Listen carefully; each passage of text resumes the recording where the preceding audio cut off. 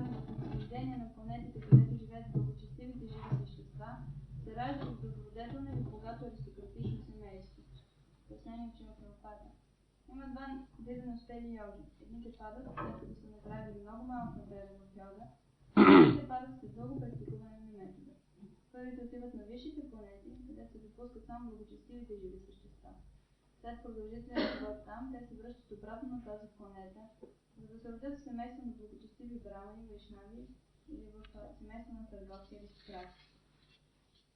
Истинската цел на йога техниката е да се постигне най-висшето съвършенство, Кришна съзнание, както е обяснено в последния стих на тази глава. Но на тези, които не са достатъчно упорити и се провалят поради материалните изкушения, се позволява по милостта на Господа да използват напълно материалните си склонности. След това те получават възможност да живеят възможно в благочестиви или аристократични семейства. Родените такива семейства могат да се възползват от благоприятните условия и да се опитат да се издигнат до пълно Кришна съзнание. Прапя пуньякитам локанушитва шашвати самаха suchinam shimatam gehe yoga prashto vijayate. Translation: the unsuccessful yogi, after many years of enjoyment on the planets of the pious living entities, is born into a family of righteous people or into a family of rich aristocracy.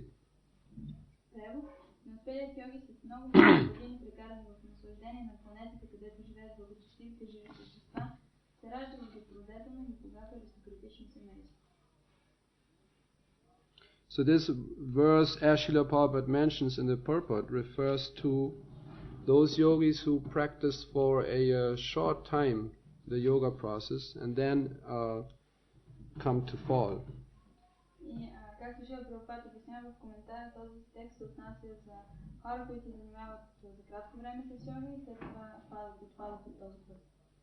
Because somehow they develop some material desires.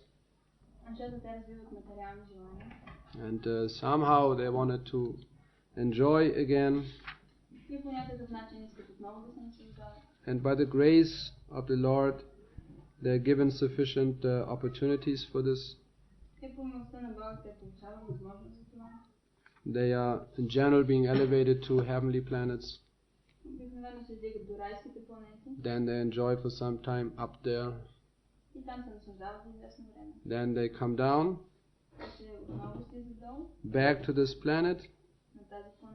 Then they take birth in a righteous family or aristocratic family and they continue to enjoy life.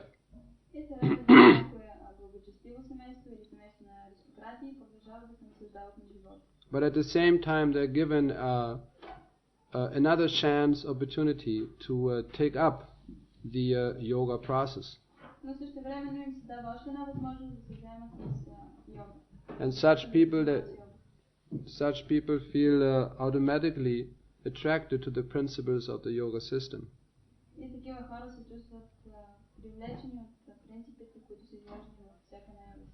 And such fortunate souls are always above the rules and regulations of the scriptures.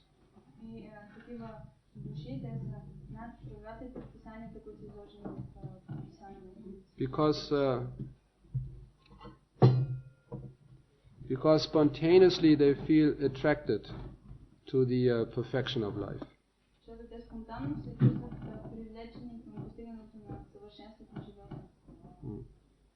So now Srila Prabhupada also mentions in his purport that this is one category of fallen yogis, one class, but then there's another class.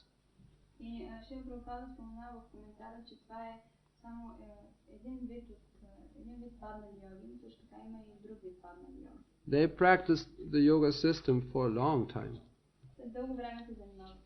And then somehow they fall. Now this is also significant. It shows that the yoga system is not that easy.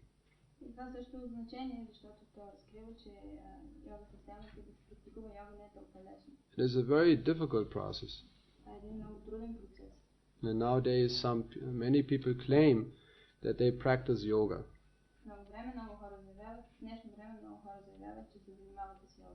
But factually they have not the faintest idea what yoga means. Всъщност те нямат никаква представа какво значи йога. As I mentioned several times, they practice some Indian gymnastic. И както многократно съм споменавал, те просто практикуват някаква индийска гимнастика. But yoga is something totally different. А йога е нещо напълно различно. Beginning with following 10 strict rules and regulations. И още в самото начало човек трябва да следва 10 правила. Yama, niyama. If you don't follow these rules, regulations, then you will be punished by Yamaraj. Човек ако не следва тези 10 правила и предписания, тогава той ще бъде наказан от Ямарадж. So 5 do's and 5 don'ts. И това са 5 неща, които трябва да се правят, 5 неща, които не трябва да се правят. Just like, for instance, brahmacharya, this is one principle. One has to follow strictly as a yogi. Например, brahmacharya, това е един от принципите, който трябва да се следва и човек трябва стриктно да го следва, ако иска да се занимава с йога. Who can do this nowadays? В днешно време кой е способен на това? They just the contrary. They go to these yoga clubs in order to establish some relationship with the yogi, with the yogini, and yogini with the yogi. Напротив, те отиват в тези клубове по йога, за да имат някакви взаимоотношения, съответно този йоги с някои йогини и някои йоги с някои йоги.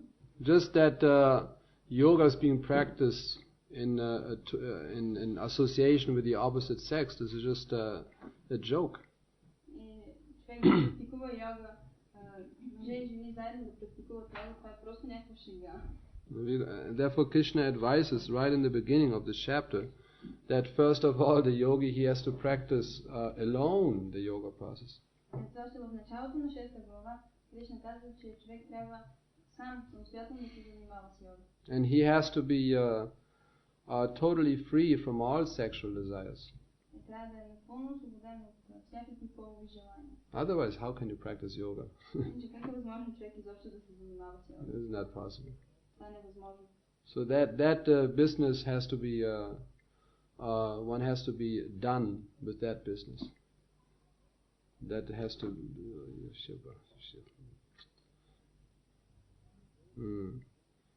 The yogi who begins the yoga process, he has to be free from that desire. Един йоги, който започва да следва този процес, той трябва да е освободен от това желание, да няма нищо общо с подобно желание. And then he begins the yoga process. И тогава всъщност започва процесът на йога. And also in a solitary place he has to practice. Той трябва да практикува йога на самотно място. Not in these big cities, some yoga club. А не в големите градове, в някой клуб по In йога. solitary place. На самото място, самотно място. And also that has to be a sacred place. И също така това трябва да е свещено място. And this we in general we find only in India. А свещени места откриваме най-вече в Индия. Perhaps some other places, but mainly in India. Може и някъде другаде да има, но най-вече в Индия. So who can do this? Така че кой може да направи? Take any person from Sofia. Например, някой от София. Bring him to India. Заведете го в Индия. Sit him down in some jungle. Заведете го в някой джунгла. Then you say goodbye. И после кажете How long can he practice yoga? И колко ще издържи той да се занимава с йога? Also, there's so much danger in these jungles. Джунглите е толкова опасно. Any moment, tiger, snake, whatever might come. Всеки един момент може да даде някой тигър, змия. Therefore, he has to be free from fear. И това той не трябва да се страхува. So many principles. Има толкова много принципи. So therefore, it is not unusual that some yogis fall from that process of the yoga system because it's so difficult. И това не е нещо необичайно, някой йоги да престане да следва процеса на йога, защото този процес е много труден. In general, the transcendental path is difficult. По принцип, трансценденталният път е един труден път. Sometimes, of course, sometimes we say it is very easy. Някой не казваме, много е лесно. In one sense, it is easy. И в известен смисъл наистина е лесно. But in a different sense, it is not easy. Но пък от друга страна не е лесно. Because the transcendentalist has to have the determination to turn his back to the entire material existence, and this is difficult. Защото трансценденталистът трябва да има твърдата решителност да обърне гръб на цялото материално съществуване. Именно това е трудно. Srila Prabhupada used to say, as long as we have one pinch of material desire, we have to return to this world. Шрила Прабхупад казваше, докато у нас остане дори съвсем малко материално желание, просто съвсем малко материално желание, ние пак трябва да се върнем в материалния свят. Just a little tiny material desire, something. Някакво съвсем маничко материално желание. We are fallen. We are not successful. Тогава ние сме успяли, ние сме паднали. So it is not so easy Така че не е толкова лесно. to develop or to make this decision. Now I want to leave entirely and totally this material world. Човек да вземе твърдото решение. Аз искам изцяло и напълно да изоставя този материален свят. It is said that even the sannyasi who is supposed to be renounced, sometimes he is even attached to his small water pot. се казва, че дори един саньяси, който се предполага, че той се отрека от света, дори на него понякога му се случва да е привързан, например, към чашата си. If somebody steals his water pot, he might become very agitated. Ако някой му открадне чашата за вода, той може много да се разстрои.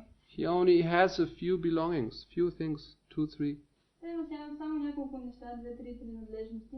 But he might be even attached to this. Може да се привърже дори към тях. Of course, it is said that such attachment is by far not so strong than family attachment. И разбира се, казва се, че привързаност не е толкова силна, колкото привързаността към семейството. This family attachment is very, very, very strong.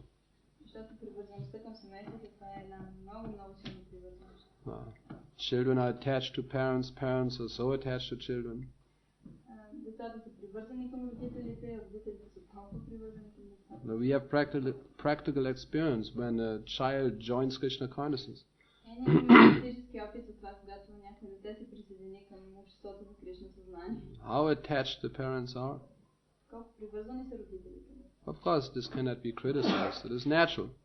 Разбира се, човек не може да критикува тази привързаност, защото тя е естествена. But still, it shows the nature of material attachment. Но въпреки всичко тя разкрива природата на материалната привързаност. Especially family, it is said that there's no attachment as strong as family attachment. И се казва, че няма по-силна привързаност от привързаността към семейството. Therefore, in the Vedic system, the boy, when he's just 5 years old, the parents, they send him to the Gurukul. Това според ведическата култура, щом момчето навърши 5 години, то веднага трябва да бъде изпратено в Гурукул. So that somehow they can reduce a little bit their own attachment and also the attachment of the child.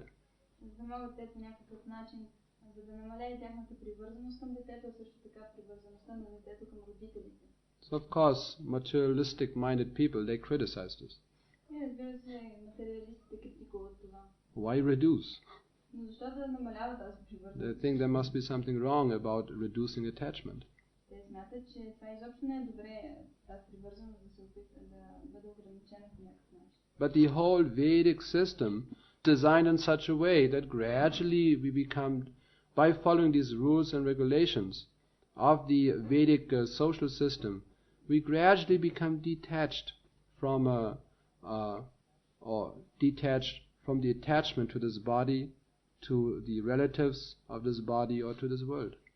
И ведическата система е така устроена, че постепенно нашата привързаност към тялото, към роднините на тялото, също така и към този свят намалява. That's the whole idea of human progress. И всъщност това представлява човешкия прогрес. To gradually become detached. Човек постепенно да стане привързан. And in this way successfully meet the end of life, death. И по този начин успешно да посрещне края на живота, т.е. смъртта. Because attached and you die, it is so painful. След когато човек е привързан и умира, за него това е много мъчително. Because you are attached to your relatives, to your family members. Защото човек е привързан към семейството си, към роднините си. Now by force you are being separated. И в момента на смъртта той е принуден да се And this is very, very painful. Това е много, много мъчително. I remember some movies from the Second World War.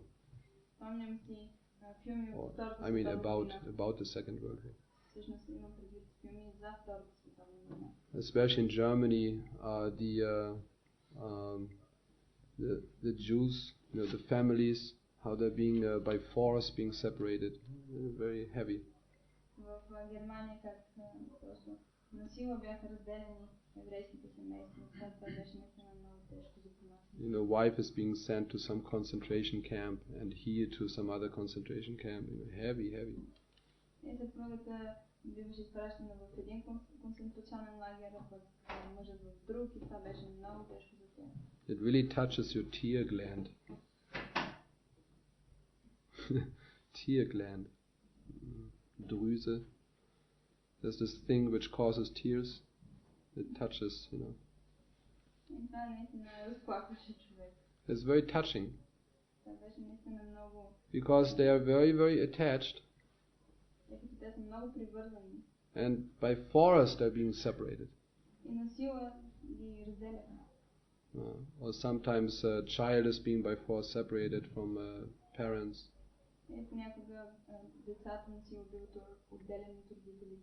But death is exactly the same thing. Now father, he has to go. Oh, and he's crying, he's lamenting. Who will take care of my family now? Oh, he's lamenting. Now they're helpless without me. And they are crying, oh, he has to die now. Of course others, they are not so. They're thinking in a different way. Especially those who inherit something from the father. They're looking, the watch, and he's still living. But the point is that these relationships are very, very strong.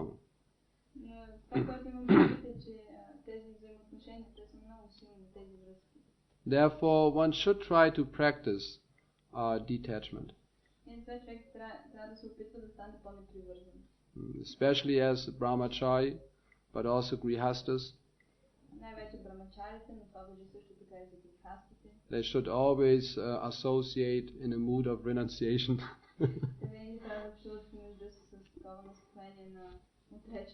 Whatever that means. By focusing, by placing Krishna in the center. And automatically we become detached. So therefore it is said that out of 4 orders of life, the 3 cultivating renunciation, only 1 little bit attachment.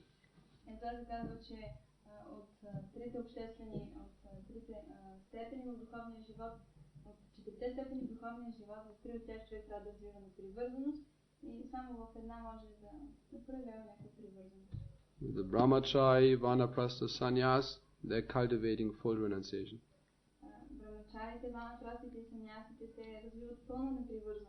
And only the grihastha, he is allowed, he gets some license for some attachment.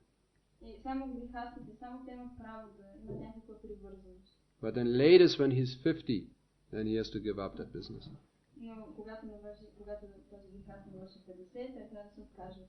So that's for our benefit. But materialistic people do not understand. They cannot imagine any benefit in detachment. They think this is cruel. There must be something wrong about this. It destroys family relations. But then if they do not do it voluntarily, by force they have to do it. So pick your choice. You want to little bit cultivate detachment, little bit more, or you don't do it and then by force, instantly you have to renounce. Take your choice. Дали постепенно да развивате тази непривързаност или пък изведнъж да трябва да се откажете от много неща. Just like when you buy something. Например, когато човек си купи нещо. And you do not have any money. Няма никакви пари. Now you can take your choice. Той може да направи избор. You have to pay immediately the entire amount, although you don't have it. Веднага да плати цялата сметка, въпреки че няма достатъчно пари. Then you have to beg, borrow, steal. И тогава той трябва да проси, да вземе назаем, да краде. Or you can pay monthly small installments, little bit.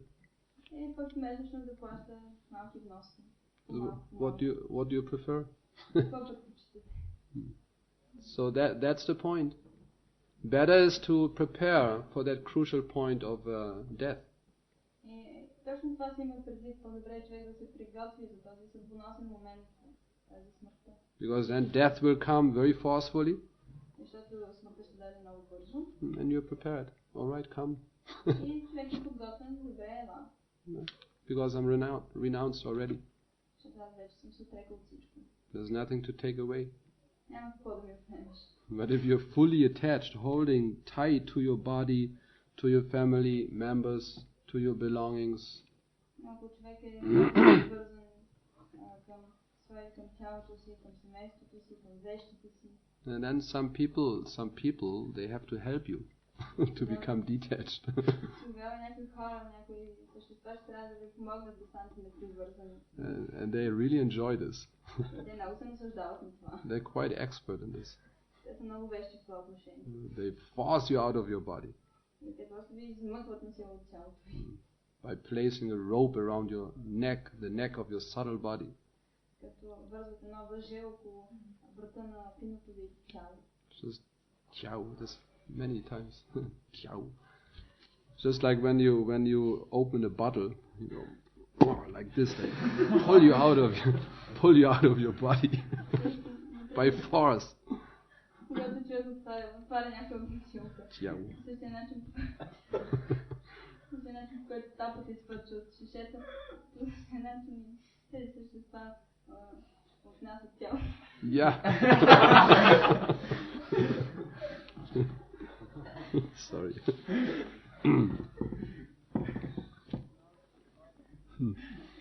So now Srila Prabhupada, he gives another example. This is quite interesting. It is just like, I don't know the system here, but it's in India, also many other countries. When you study for some time,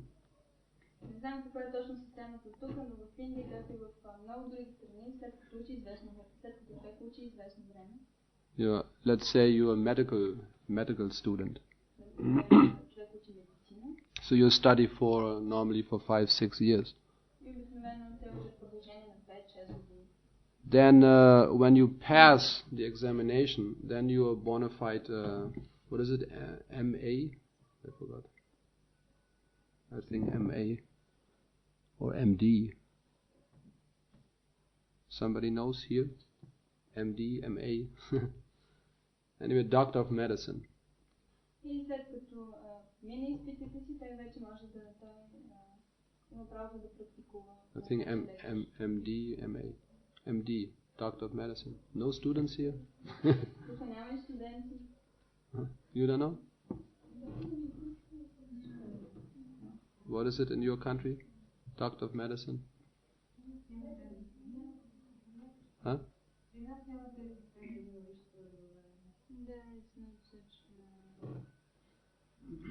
Well, I think in these countries everybody's a professor, isn't it? At least in Romania it's like that. There's a professor for sports. I even visited one professor for boxing. Any occupation you become professor. They like this title very much. So, but then in another case, when you study for that period and you don't pass the examination, you don't pass the test. Но ако учите пак толкова време, но не успеете да минете изпитите си. Then you are a license. You get a license in the medical department. That means you are allowed. You get a license to practice. Тогава вие имате правото да практикувате. That's Srila Prabhupada. He says here that's LMS. That's the official title. Шрила Прабхупада казва, че тези, които са учили толкова време, но не изкарват изпитите си, те са LMS. Това е титлата, която им се дава. A licensed doctor for medicine. He's not full qualified, but he has the license to practice. Това е доктор, лекар, който има право да практикува, но просто не е цяло квалифициран. So similarly, a devotee who practices Krishna consciousness and somehow he comes to fall. И по същия начин един предан отдаден, който се занимава с Кришна съзнание, но по някаква причина отпадна от този път. Still, there's no loss. За него няма загуба. In his next life, he will get the license to practice Krishna consciousness again.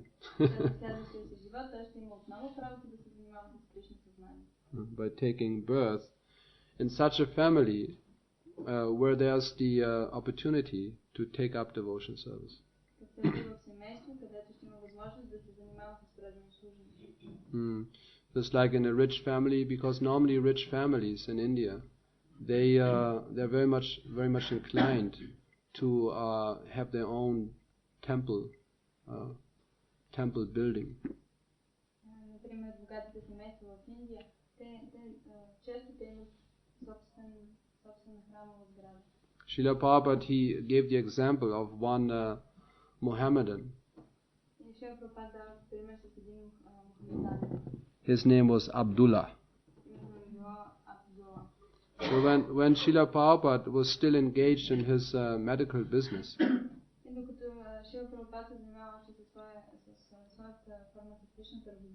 this Abdullah, he supplied the bottles for the medicine to Srila Prabhupada.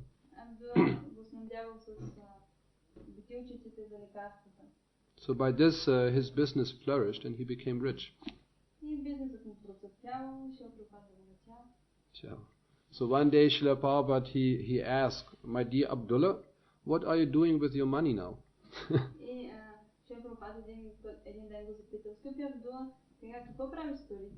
So he said, "I was thinking to build a mosque."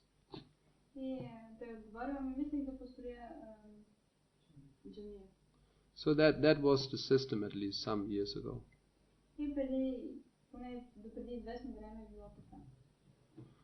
That the very rich, wealthy persons, they always build temples for Krishna or some demigods. And they always have their own temple. So to take birth in such a family, immediately there's the license to practice, to worship the deity, worship the Lord.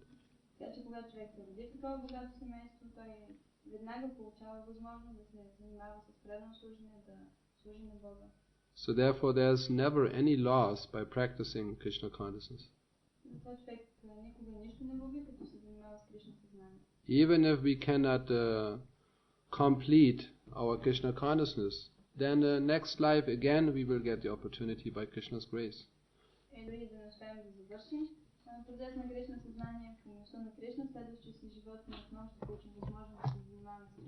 And there are many examples given in the Srimad Bhagavatam Shastras. Bharat Maharaj, he came all the way, he progressed all the way to the Bhava stage. Somehow he came to fall, he deviated. But then finally, after 2 more births, then he became fully Krishna conscious. Or Bilva Mangala Thakur, he is another example. He performed the Shraddha ceremony for his father. But at the same time he was thinking of his girlfriend who was a prostitute. So after the ceremony was performed, he was very desperate to meet with her. И след като церемонията е завършила, той има много силно желание да се срещне с нея. And she was thinking, oh, today he's not coming. И той каза, о, днес той не идва. It was already late, dark outside. Вече било много късно. It was raining, torrents of rain, lightning. Просто се изливали потоци от дъжд, имало светкавици. And still he was crossing the river И въпреки всичко сил реката. By holding tight to a corpse, dead body of a human. He used it as a log to cross the river. И той се придържал за един човешки труп, като мисля, че това е сух умер. Then he had to climb over a wall. That wall was protected with glass pieces.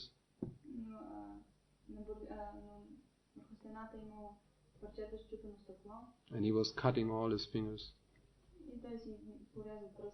So finally he knocked at the door.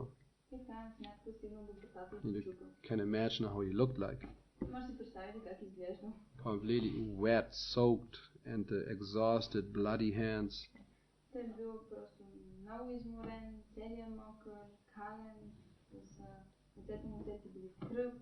And then she told him, oh, if you would have undergone all these difficulties for Krishna, you would have your life would have been successful already.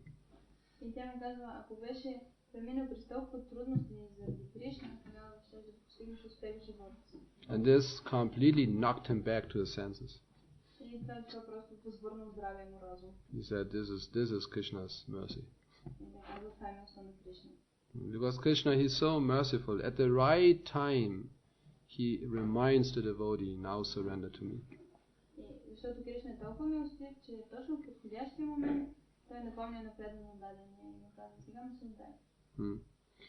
Therefore, Krishna, he states in the Bhagavad Gita, in another verse, same chapter. On taking such a birth, he revives the divine consciousness of his previous life.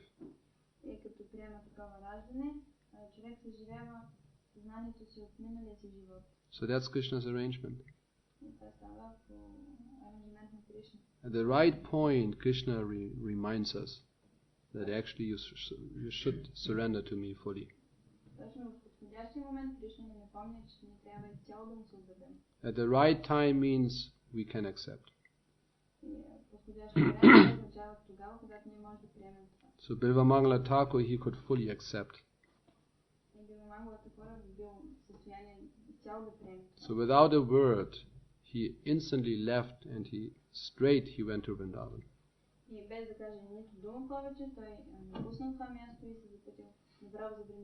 And he became exalted Vaishnava. Always glorifying with wonderful prayers Lord Krishna.